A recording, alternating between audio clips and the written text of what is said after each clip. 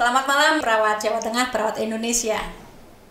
Bertemu kembali dengan saya Sarah di Beskapan, bincang-bincang seputar kesehatan PPNI Jawa Tengah. Malam ini saya kedatangan tamu luar biasa. Beliau berdua adalah Ketua MKEK PPNI Provinsi Jawa Tengah beserta sekretaris. Yuk kita lihat. Bapak Eko Sadono, Ketua MKEK PPNI Jawa Tengah, dan Bapak Madya Sulisno, Sekretaris MKEK Jawa Tengah. Selamat malam Pak Eko. Selamat malam, semangat pagi. Selamat malam Pak Madya. Selamat malam. Semangat pagi. Baik, panggilnya Pak Eko sama Pak Madya boleh ya? Boleh. Boleh ya Pak. Oke, Pak Eko dan Pak Madya selaku Ketua dan Sekretaris MKEK PPNI Jawa Tengah. Kayaknya banyak ya Pak pekerjaannya dan gawainya di PPNI ya Pak ya. Kegiatannya apa nih Pak di MKEK nih Pak sekarang Pak? Kita baru merencanakan untuk roadshow se-Jawa Tengah. Roadshow Jawa Tengah, wow. Ya. Buat apa itu Pak? Satu, memperkenalkan MKEK. Yang kedua, ingin supaya teman-teman perawat itu memahami yang namanya etik keperawatan.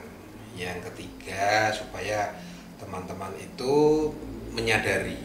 Dan yang keempat, menjalankan secara profesional. Praktek perawatan. Praktek keperawatan. Wah, luar sesuai dengan biasa. etika. Mudah-mudahan nanti roadshow-nya lancar ya Pak ya. Kira-kira saat roadshow itu nanti akan membawakan program MKEK atau tentang etik, gimana itu Pak? Mungkin nanti Mas Matya bisa nambahkan ya. Iya. Yang penting pertama adalah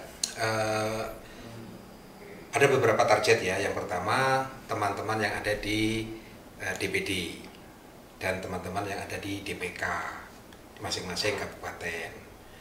Kemudian yang kedua adalah teman-teman yang mencetak perawat. Mencetak perawat. Teman-teman yang sekarang sebagai tenaga pengajar di institusi pendidikan. Mau D3, mau S1, S2 gitu. Dan yang ketiga, teman-teman keperawatan langsung. Itu sebagai sasaran utamanya. Nah, itu nanti yang akan kita kelola sehingga kita membutuhkan waktu yang cukup panjang, cukup lama. Karena kan satu Jawa Tengah ada 80.000 lebih perawat. Iya. Itu yang kita buat. Iya, mudah-mudahan panjang dan lama tapi menyenangkan ya Pak ya. Kita mencoba untuk membuat pola ini mudah dan menyenangkan. Oh, setuju itu Pak, mudah dan menyenangkan. Oke Pak, kira-kira secara umum kalau boleh tahu program besarnya dari MKEK itu seperti apa Pak? Pak Matya. Ya, menyambung tadi yang sudah disampaikan oleh Pak Ketua, sebenarnya program prioritas kita itu adalah peningkatan pengetahuan, kesadaran, dan perilaku etik perawat. Itu karena intinya ya di situ. Intinya begitu. Iya, Boleh kenapa? diceritakan sedikit Pak? Iya, kenapa? Pengetahuan pertama, karena itu menjadi dasar bagi perawat di dalam memahami apa yang boleh, apa yang nggak boleh, apa yang harus, apa yang dilarang dalam menjalankan tugas sehari-hari sebagai perawat. Kenapa kesadaran? Karena kesadaran ini yang mendorong untuk melakukan. Iya. Kenapa perilaku? Karena itulah yang dirasakan oleh masyarakat langsung, ya. Istilahnya public concern, ya. Artinya perhatian masyarakat itu adalah pada Perilakunya. Jadi walaupun perawatnya punya pengetahuan banyak, tapi kalau belum punya kesadaran yang baik untuk berperilaku, yo nggak bakalan kelihatan ya Pak ya. tidak kelihatan, dan masyarakat itu melihatnya apa yang diekspresikan, yang ditampilkan Dari perilaku tadi ya Pak ya. Jadi volume besar, jumlah besar itu bisa berarti masalah, tapi bisa berarti anugerah. Nah, kita ingin jumlah besar kita itu menjadi anugerah. Bukan masalah ya Pak? Bukan masalah. Anugerahnya apa Pak? Contohnya Pak? Jadi kalau bagaimana kita bisa merasakan kehadiran perawat yang begitu banyaknya di Jawa Tengah ini bermanfaat bagi masyarakat. harusnya itu ya Pak ya. Jadi bukan semakin banyak semakin membuat masalah gitu. Nah oleh karena itu target kita di implementasinya nanti kan seluruh sistem yang ada dari teman-teman yang ada di pengurus, kemudian ditambah dengan teman-teman yang mencetak dan langsung ke teman-teman perawatnya sendiri. Kayak gitu ya Pak ya. Jadi ya saya pertama doakan dulu deh mudah-mudahan berhasil. Tentang yang anugerah tadi, semakin banyak jumlah perawat harusnya menjadi anugerah ya Pak.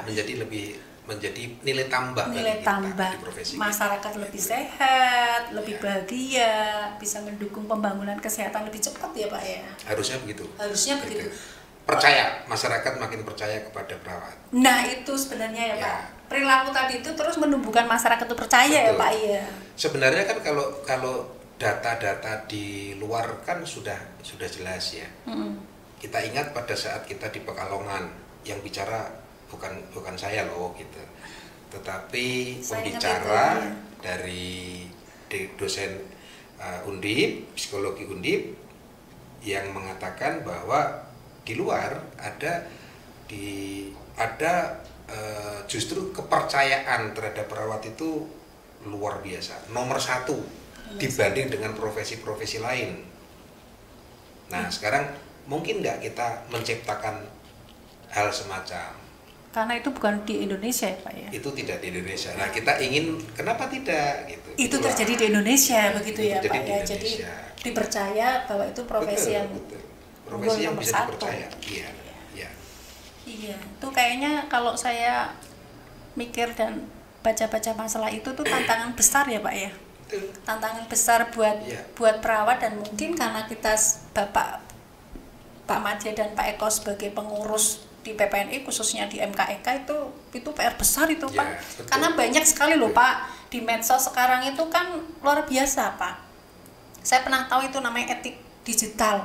Ternyata ya mohon maaf, mudah-mudahan tidak terjadi lagi hal-hal yang dalam tanda kutip pelanggaran.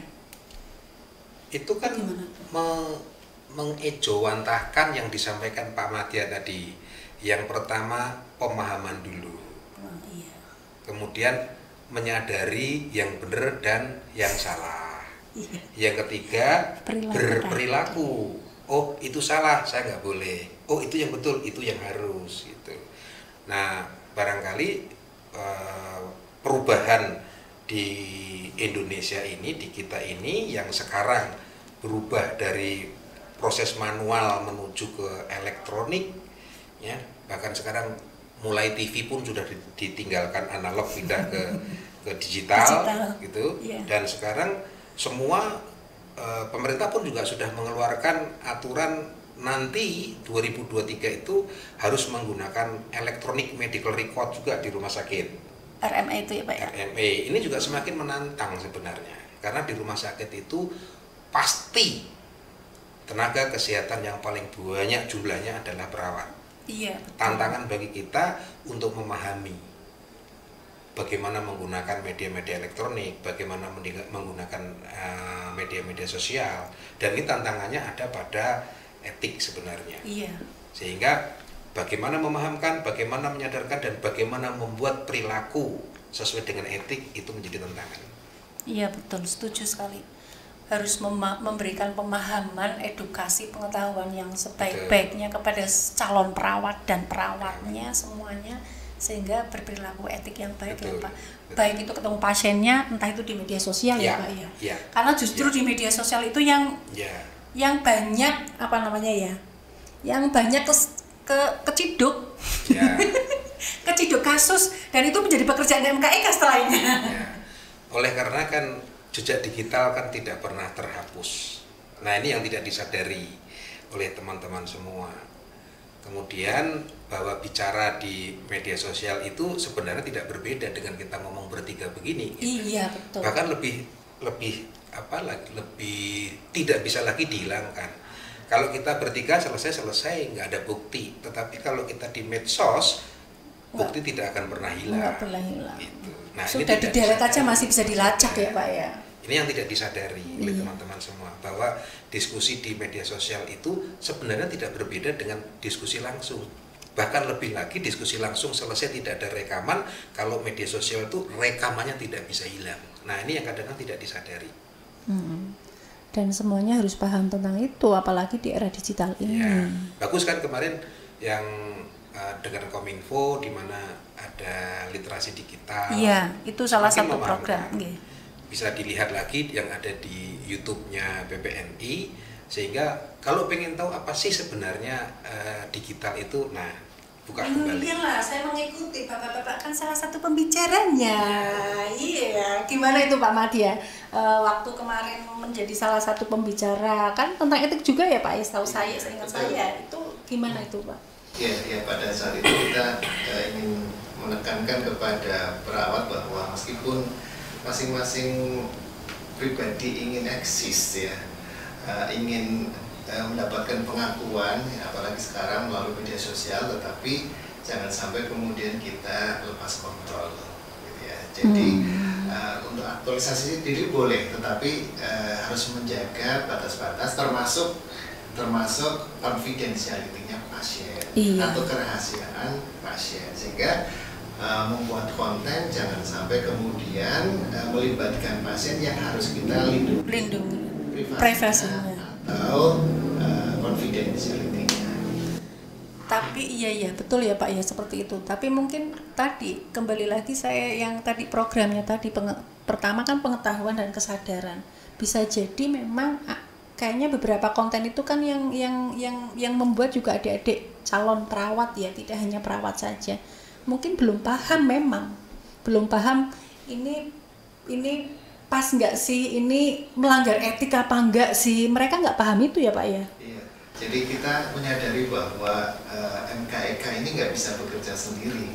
Jadi kita harus berkolaborasi. Tadi sudah disebutkan oleh Pak Eko, ya, institusi pendidikan. Iya. Justru disitulah mulai anak-anak dikenalkan dengan etika, gitu ya. Jadi kita harus intens ya berkomunikasi, berkolaborasi dengan institusi pendidikan supaya mereka dari awal sudah menanamkan prinsip-prinsip etika tersebut. Prinsip etika tersebut. Ya. Mungkin ditambahkan lagi dengan tadi etika digital tadi ya Pak ya. Iya. Sehingga kita walaupun kita mau eksis tapi tetap kita harus punya apa ya, batas-batas yang harus kita jaga, karena tadi jangan sampai melanggar etika gitu ya Pak ya. Oke, wah ini kalau terus-terusin bisa panjang juga nih Pak Eko ya sama Pak Madia ya. Nah, oleh karena itu kan nyambung dengan Pak Madia tadi gitu. Jadi yang kita bidik langsung itu adalah satu yang berada di pelayanan. Oleh karena itu di pelayanan itu ada dua aspek. Sebagai seorang pemberi pelayanan sama sebagai role model bagi calon-calon perawat yang sekarang masih ada di dalam proses pendidikan.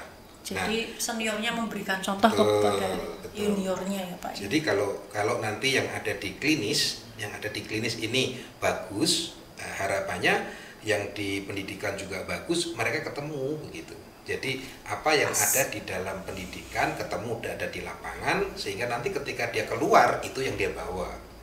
Saya masih ingat dulu Pak Dirjen menyampaikan bahwa seorang tenaga kesehatan yang baik itu keluar dari rumah sakit atau lembaga pendidikan yang baik. Nah, oleh karena itu perbaikan yang ada di pendidikan dan perbaikan yang ada di klinis ini dua hal yang tidak bisa dipisahkan. Harus sinergi ya Pak ya. Oleh karena itu yang kita bidik adalah teman-teman yang ada di DPK. DPK kan umumnya ada di level pelayanan langsung rumah sakit, di puskesmas begitu. Itu nanti jadi ajang tempat untuk langsung action sama tempat untuk menjadi role model bagi adik-adik. Teman-teman juga begitu yang di pendidikan gitu. Oke. Perawat Jawa Tengah dan perawat Indonesia, saya belum beritahu Pak Eko Sadono itu selain ketua MKEK, beliau juga sebagai perawat di Rumah Sakit Umum Dr. Karyadi ya Pak ya. Jadi pengalamannya beliau luar biasa, dan Pak Madia juga aktif di RSND ya Pak nggih. Pak Madya juga aktif di RSND, jadi paham betul bagaimana etika-etika perawat dan PR seperti apa yang harus dikerjakan oleh MKEK. Jadi luar biasa. Pak Madya, Pak Eko, kami tunggu roadshow-nya itu luar biasa. Mudah-mudahan apa yang sudah direncanakan untuk roadshow-nya segera. Bulan depan kita mulai. Bulan depan? Ya. Desember dong? Desember. Oh, mau tutup tahun ya Pak ya? Malah Desember ya Pak ya? Kita nggak terikat anggaran. Oh, nggak terikat anggaran. Pokoknya program harus jalan ya Pak ya? Alhamdulillah. Oke. Kita akan sosialisasikan hasil kerja dari MKEK sebelumnya. Jadi MKEK periode sebelum kita ini sudah membuat satu modul, cuman sampai dengan berakhirnya masa pengurusan belum sampai melakukan proses sosialisasi. Nah, sekarang tugas kita panduan ini modul itu adalah panduan, itu yang akan kita sosialisasikan supaya teman-teman lebih terarah dalam bekerja, teman-teman lebih etiknya dikedepankan. Itu ya Pak ya. Betul. Perawat harus beretika. Etika itu harus dicerminkan dengan perilaku, gitu ya Pak ya. Iya. Bahkan etika itu bukan hanya di pelayanan. Kita di pelayanan harus beretika, di luar pelayanan dalam kehidupan sehari-hari kita juga harus beretika. Iya betul. Nanti kalau enggak ada kasus pernah juga aku itu perawat itu. Iya. Di rumah sakit baik, ternyata di luar ya baik gitu kan. Bukan perawat itu. Paradoks ya namanya. Iya. Masyarakat kan ya bisa membedakan pribadi atau itu profesi. Nempel ya Pak ya. Nempel. Maka kita harus menjaga dimanapun kita berada, apalagi ketika kita pakai uniform sebagai seorang perawat. Luar biasa. Oke. Closing Pak. Sebelum ditutup ini podcast, closing statement apa yang perlu disampaikan buat perawat Jawa Tengah, mungkin buat calon-calon perawat yang ada di Jawa Tengah, pesan Bapak. Ketika kita sudah memahami, nanti pada saat kita bekerja, kita bisa mengimplementasikan, kita bisa menerapkan, sehingga tidak akan timbul masalah. Tapi yang penting adalah supaya kita masing-masing nantinya dalam bekerja itu tidak terkena masalah. Oleh karena itu pahami dulu, sehingga pada saat teman-teman adik-adik itu nanti mengimplementasikan bekerja di lapangan, itu akan sesuai dengan tuntutan aturannya. Demikian. Oke. Kalau Pak Madya, closingnya Bapak. Teman-teman perawat bahwa berperilaku yang baik itu bukan semata-mata untuk citra profesi, tetapi jauh dari itu adalah untuk kepentingan masyarakat yang menerima pelayanan kita, sehingga mereka mendapatkan yang terbaik dari yang kita lakukan. Oke, terima kasih Pak Eko dan Pak Madya, perawat Jawa Tengah. Perawat harus beretika. Saya Sarah, terima kasih, selamat malam, semangat pagi. Beskapan, bincang-bincang seputar kesehatan PPNI Jawa Tengah.